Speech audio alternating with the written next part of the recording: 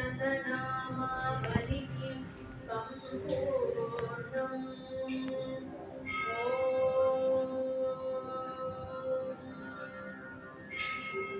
समर्पणम् यदक्षरपदभ्रष्टम् मात्राहीनं तु यद्भवेत् तत्सर्वं क्षम्यतां देवी नारायणी नमोऽस्तुते।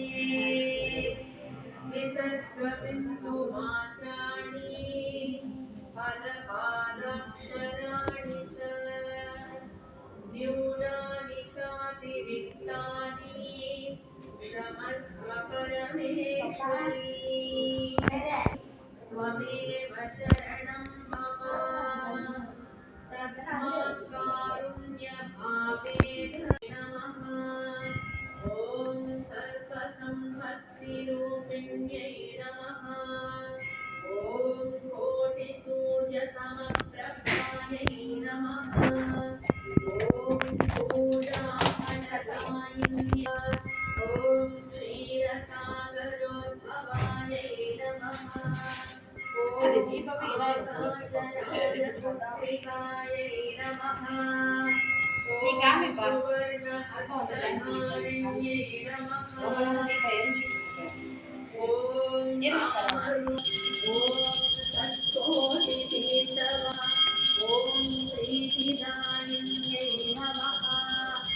ॐ सौभाग्यप्रदानः ॐ गन्धर्वशापविमोचकायै नमः। ॐ कृष्णपत्न्यै नमः।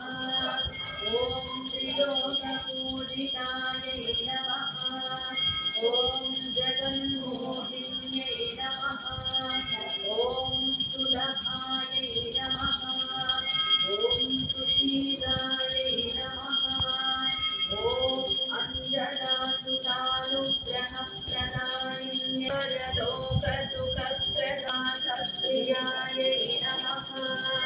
ॐ चन्द्रमण्डलये नमः।